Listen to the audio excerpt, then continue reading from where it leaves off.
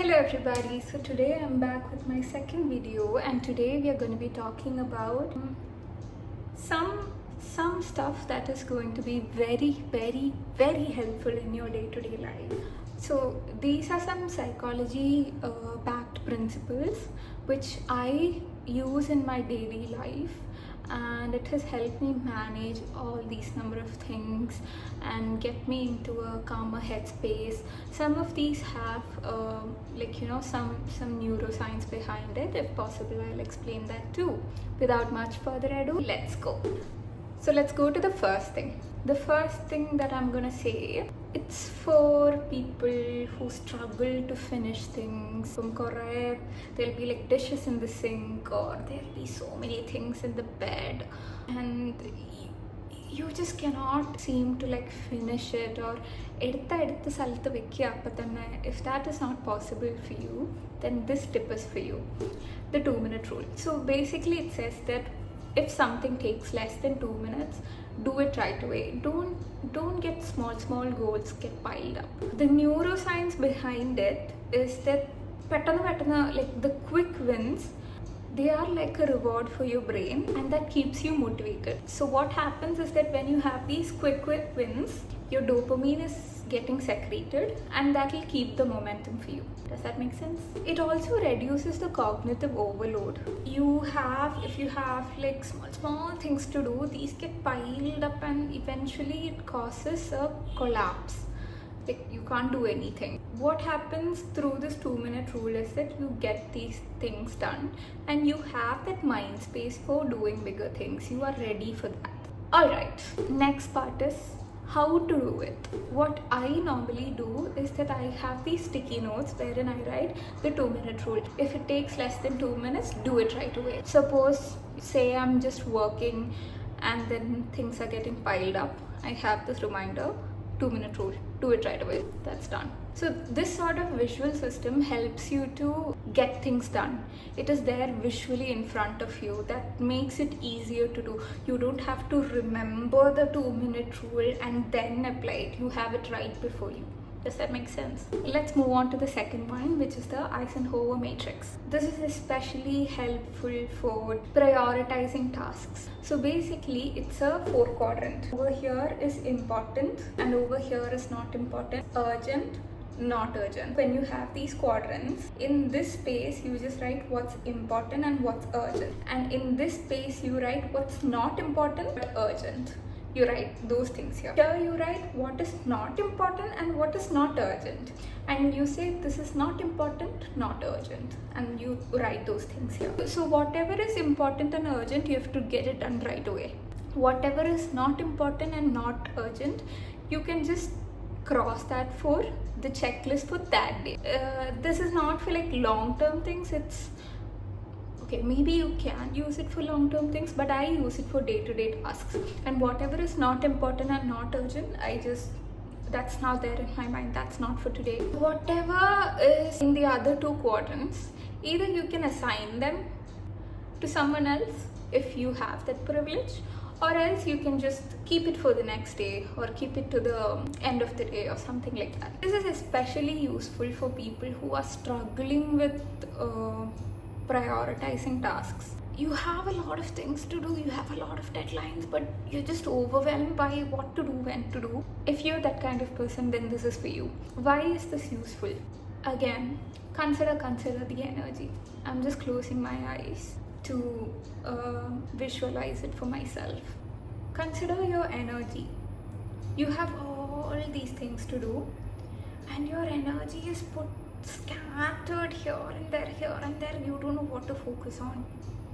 When you divide these tasks into 4 quadrants, you are basically channeling your energy. This quadrant first, this quadrant second, this quadrant I'm not going to do it, this I'm going to assign it. So that sort of channeling your energy basically gives you some sort of sanity and helps you to actually get things done. So the neuroscience behind this is that it's actually it's said that prioritizing tasks helps reduce anxiety by engaging the prefrontal cortex, which is around here if I'm not wrong. Apologies if I'm wrong. Prefrontal cortex is also known as the CEO of the brain. Yes. Now, let's move on to the next tip. It's called Pomodoro Technique. It's an amazing technique. It has helped me regain all my lost focus. It has helped me a lot, and I especially use it to get some like boring tasks done. If I have, say, some research work which I'm not a big fan of, or if I have to sit and read something on the laptop which I find very difficult, I use this technique. I think it is also used by people who have ADHD, if I'm not wrong. This technique basically does is you have to divide your time. You have 25 minutes where you just focus on the task, no distractions, nothing. And then after 25 minutes, there is a 5-minute break. And then during that 5-minute break, you don't do anything regarding the task. You can do everything else except the task. Go to the bathroom, drink water, scroll on Instagram, go talk to your friends, go get some sunlight, whatever you want you can do. And then when that 5 minute ends, again you'll be doing a 25-minute cycle of focus cycle. Like this, you do it for 4 times, four of these 25 cycles, and then you take a longer break, 15-20 minutes, and then you start again. It doesn't have to be like you have to sit from 10 to 5 doing this Pomodoro cycle. Sometimes I do just like 1 Pomodoro cycle or 2 Pomodoro cycles, or even half. It's good to start with half or just one 25 5-minute block, anything that suits you. Also, there are if you just Google Pomodoro timer, you'll be able to get a lot of websites that provide this sort of timer, so you can have that tab open and then you can work as well. Along with Pomodoro, there is another thing called body doubling. This also, I think, is used by people who have been diagnosed with ADHD. Body doubling is basically, you can use this Pomodoro technique along with it. If you do it with another person, it's going to be even more effective. Body doubling, you don't have to be 2 people doing the same thing. You can do your own thing and the other person can do their own thing. You're just sitting together and then doing this Pomodoro. That also has been shown to be incredibly effective. There is no interaction, there is just the presence of another person, and that is enough. That is more than enough. This creates a sense of community and commitment. What is the neuroscience behind this? These focused intervals, they help to get the chunks of tasks done. And these 5 minutes break actually help your brain in consolidating the information. These are like some of the stuff that I have found in my personal use of these things.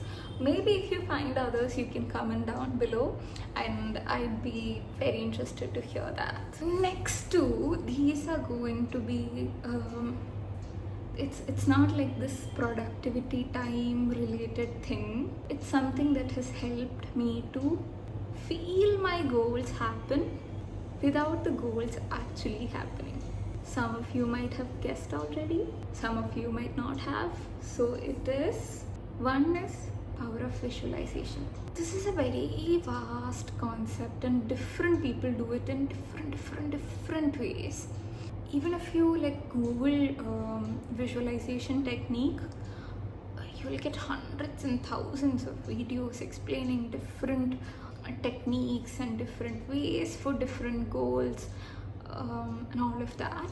Here I'm going to be explaining what I do, what has worked for me, which I think also will help you, because we are all, when there is like 1,000 videos explaining these things, we don't know what to do. This is something that I have implemented in my life, and I know that if I can stick to it consistently, then probably some more people can do this. So what I do is, I just take YouTube, Google some visualization meditation, close my eyes, sit in a place where nobody can disturb me, and then in this visualization, it will be a guided visualization that I mostly use that. You just visualize what's happening in your life. Suppose you are visualizing a new job. Just visualize yourself waking up in the morning, brushing your teeth, taking a bath, wearing the formal clothes, packing your laptop, having breakfast, getting a cab to go to the office or walking to the office. How does the office look like? What all colors are present in there?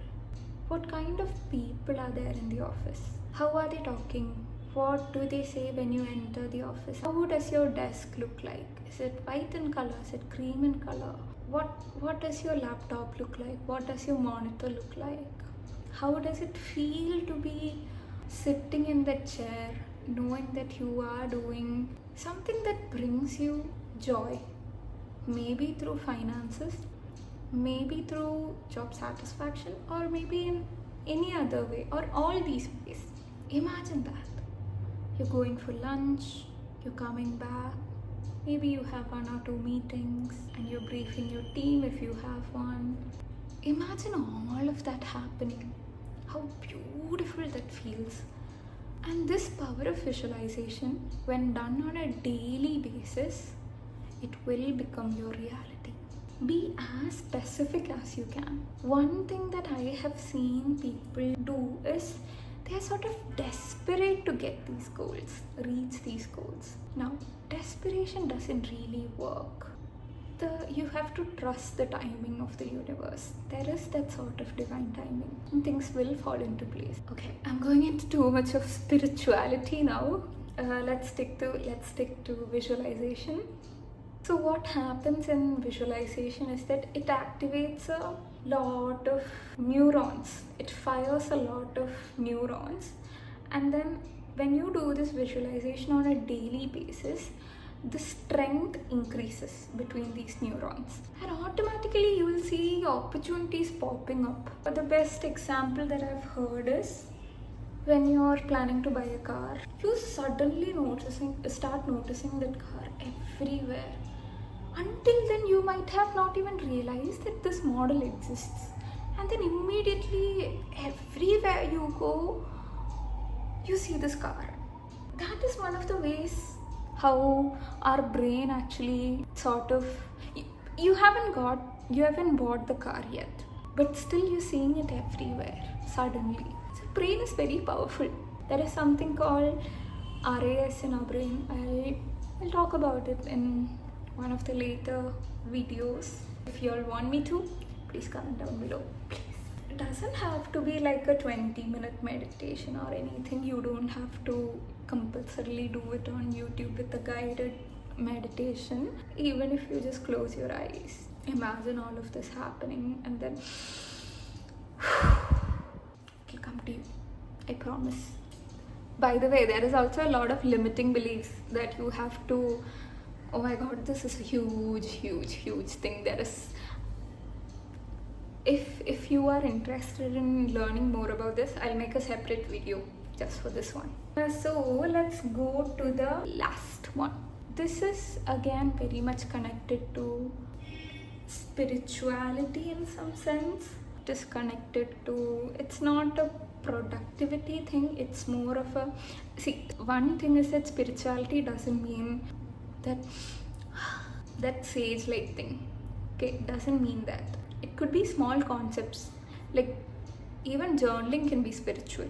It doesn't have to be that man with the sunlight behind him sort of thing. No, you can define your own spirituality. Now, power of gratitude. What I have observed, okay, when I write that I'm grateful for blah blah blah because blah blah blah, I actually am amazed by the number of things I have in my life.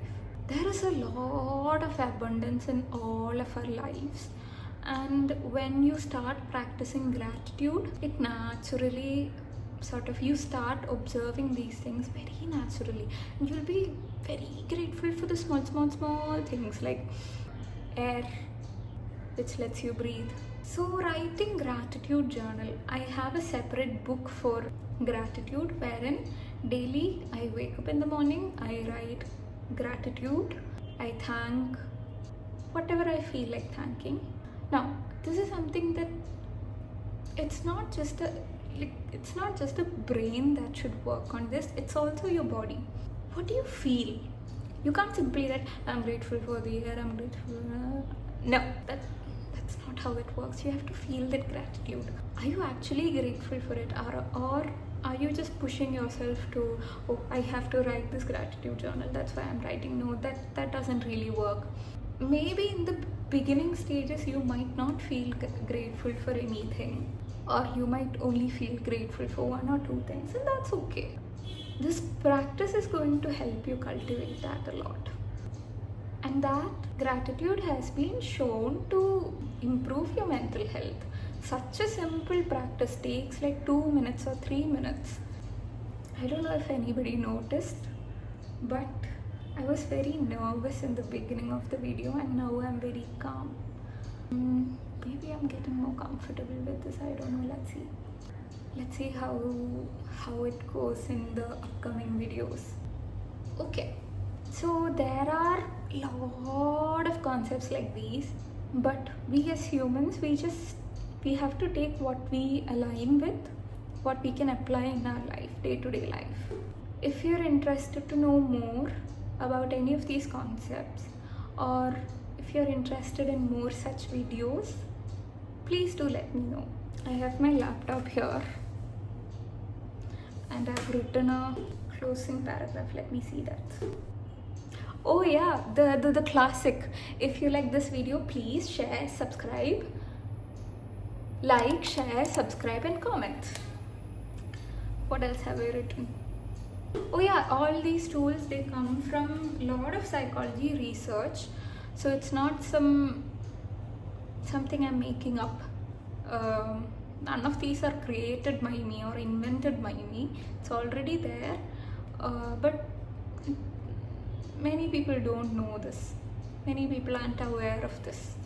Try these things. Maybe even if not all 5, then just one. I would love to know how you felt like, what changes you observed. What would you like to know going forward? I would love to know. Okay, I'll see you in my next video.